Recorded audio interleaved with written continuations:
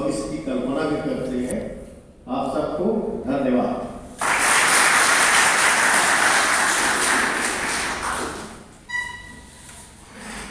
जानने समय क्या है, तो आज इस कार्यक्रम में अतिथि के रूप में महाविद्यालय के प्राचार्य, साथ ही साथ आज के दिवस उस समय क्योंकि आज मानसिक का दिवस भी है, मैं आपसे आग्रह करता हूँ कि आज दोनों कार्यक्रमों को एक साथ संबोधित करें। माननीय प्राचार्य,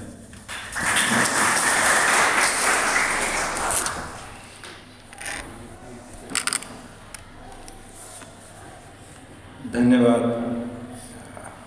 संचालक महोदय, डॉक्टर रंजनी जी, मंच पर उपस्थित हमारे सभी विद्वान साथी। वास्तव में इस कार्यक्रम में अतिथि के रूप में पधारे प्रतीक जी, इनके प्रति हम लोग विशेष रूप से अपना आभार व्यक्त करते हैं। और यहाँ उपस्थित हमारे सभी शिक्षक बंधु, प्रिय छात्र और छात्राओं, बहुत कुछ आपसे कहा जा चुका है और मैं तो ये मानता हूँ कि आप ऐसे विद्यार्थी हैं कि आपसे बहुत कुछ कहने की आवश्यकता ही नहीं है। छात्र तो आप हैं ही नहीं, शायद आपका संबोधन भी छात्राध्यापक और छात्र अध्यापिका के रूप में होता है। इसका मतलब यह है कि अब आपसे सिर्फ अपेक्षा है, बस आपको कुछ बताने की ज़रूरत नहीं है। जहाँ तक इंडक्शन प्रोग्राम की बात है, तो अंजलि जी ने ठीक कहा कि ये बहुत पहले हो जाना चाहिए। वास्तव में ये कार्यक्रम सिर्फ और सिर्फ इसलिए किया जाता है कि दोनों पक्ष एक दूसरे के साथ सहज हो जाए। आप भी कंफर्टेबल फील करें अध्यापक के साथ और अध्यापक भी कंफर्टेबल फील करें अपने विद्यार्थी के साथ। आप भी अध्यापक के बारे में सब कुछ जान जाएं और अध्यापक भी सब कुछ विद्यार्थी के बारे में जान जाएं।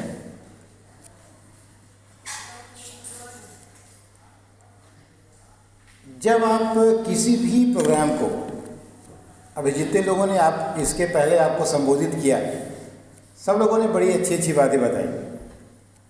ईमानदारी की बात यह है कि जीवन में केवल और केवल संतोष और सफलता दोनों तभी मिलती है जब आप कहीं बाई चॉइस होते हैं। जैसे प्रतीक जी ने कहा कि उन्होंने बहुत जगह बहुत सारा काम किया लेकिन उनको संतोष नहीं मिला, but now he is at the right place and he is satisfied, क्योंकि अब वो ईमानदारी से वहाँ है जहाँ उनको होना चाहिए। तो जब आप बाई चॉइस कहीं होते हैं तब लाइफ कठिन ही नहीं है, तो बहुत सिंपल है। जब हम बाई चांस कहीं हो जाते हैं, जैसे दीनानाथ जी बाई चांस पीसीएस हो गए, तो चाहे जितना बड़ा पद हो, चाहे जितनी सुविधाएं हो, आप बेचैन ही रहेंगे, क्योंकि चैन किसी वस्तु में तो है नहीं, ये तो माइंड सेट है। अगर आपके पास 1 रुपया है और आप 2 रुपया नहीं चाहते तो आप संतुष्ट हैं। आपके पास 99 रुपया है लेकिन आप 100 चाहते हैं तो यू विल बी अनसेटिस्फाइड। तो संतोष असंतोष ये सब माइंड सेट है, ये किसी वस्तु में, किसी पद में। जैसे पीसीएस होना ही अगर जीवन का अंतिम लक्ष्य होता तो दीनानाथ को छोड़ने की क्या जरूरत है भाई, पीसीएस तो थे ही है। इसका मतलब कि पद में भी संतोष नहीं है, किसी वस्तु में संतोष नहीं है। संतोष हमारे इकोनॉमिक्स में कहा जाता है कि utility resides in the human mind. उपयोगिता मनुष्य के मस्तिष्क में निवास करती है, वो किसी वस्तु में निवास नहीं करती है। तो you will have to change your mind set. कहते हैं कि सिर्फ एटीट्यूड बदलिए, लाइफ बदल जाती है। गिलास को आधा खाली देखते हैं कि आधा भरा देखते हैं, आप पर है। तो भरा देखते हैं तो सुखी हैं, खाली देखते हैं तो जीवन भर लोगों की बुराई ही ढूंढेंगे। कभी अपने अंदर झांक कर देखिए ना। अभी किसी ने कबीरदास जी का नाम लिया, कबीरदास जी ने लिखा कि बुरा जो देखा मैं चला, बुरा न मिलिया कौन, और जो दिल ढूंढा आपना मुझसा बुरा न कोई।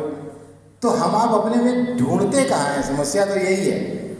हम आप अपने से संवाद कहाँ करते हैं, हम आप अपने बारे में कहाँ विचार करते हैं।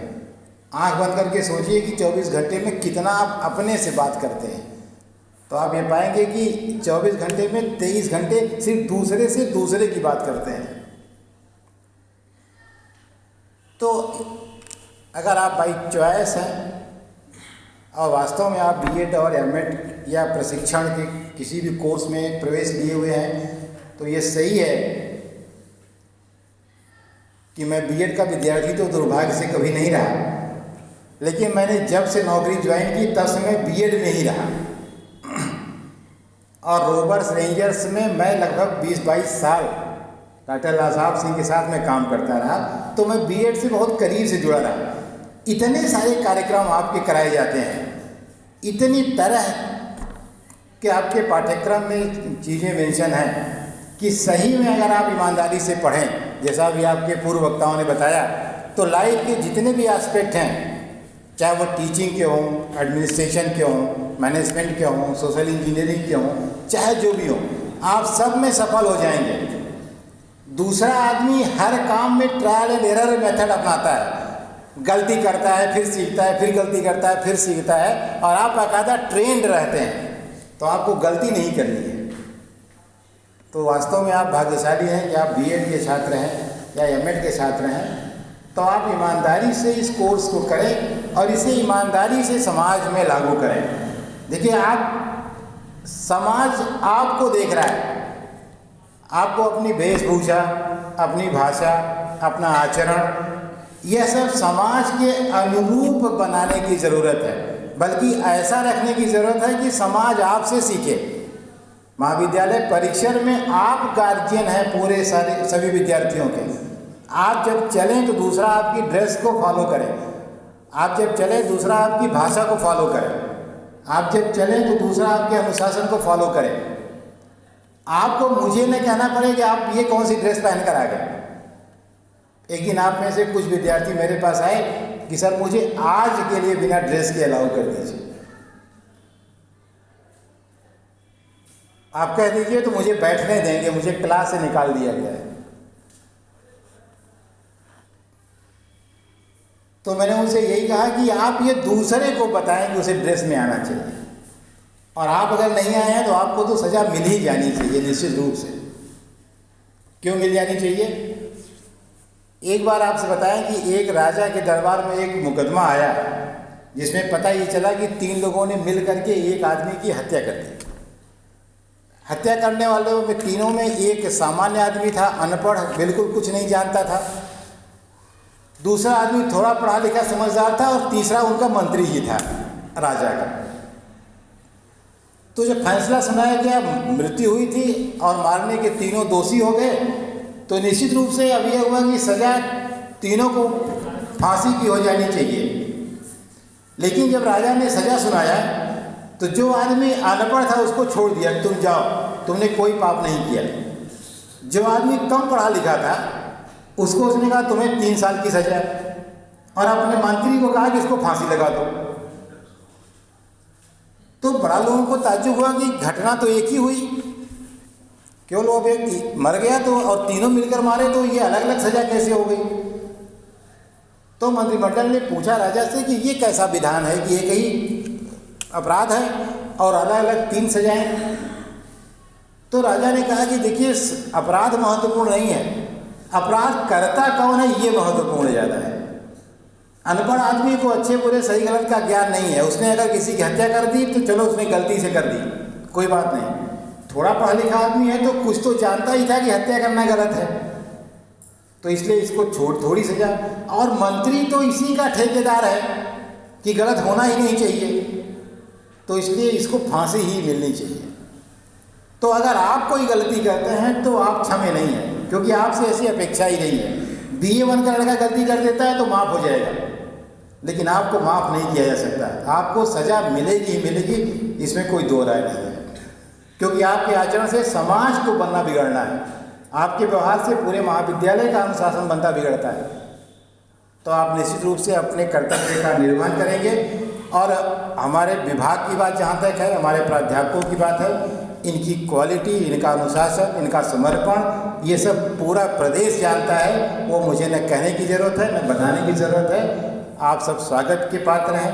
आपको जितना भी धन्यवाद दिया जाए कम है। और ये सही है कि सिंघनामऊ पूरा महाविद्यालय पूरे पूर्वांचल में वो बीएड विभाग के नाते ही जाना जाता है। जब होता है तो बीएड विभाग की बात आती है। और मुझे प्रिंसिपल के रूप में ये कहना है कि मैं आपके विभाग को कभी जानना ही नहीं चाहता कि क्या हो रहा है क्या नहीं हो रहा है, क्योंकि मैं अपने से ज़्यादा निश्चित रहता हूँ कि वहाँ सब अच्छा ही हो रहा होगा, कुछ भी गड़बड़ नहीं है। मैं कभी घूमने भी नहीं आता आपकी तरफ कि क्या हो रहा है। आता भी हूँ तो भाई साहब अंदर बैठे रहते हैं, बाहर से ही हाथ हिला के चला जाता हूँ, अंदर नहीं घुसता हूँ। तो आप सबको ढेर सारी शुभकामनाएं। ये बड़ा अच्छा आपने कार्यक्रम किया। आपको कोई मुझसे दिक्कत हो, मेरी कहीं ज़रूरत हो तो मेरा ऑफिस 24 घंटे खुला है। आप मुझे सुबह दोपहर शाम जब चाहे तब बता सकते हैं। इसी के साथ आप सबको एक बार फिर से धन्यवाद देते हुए मैं अपनी बात समाप्त करता हूँ। जय हिंद।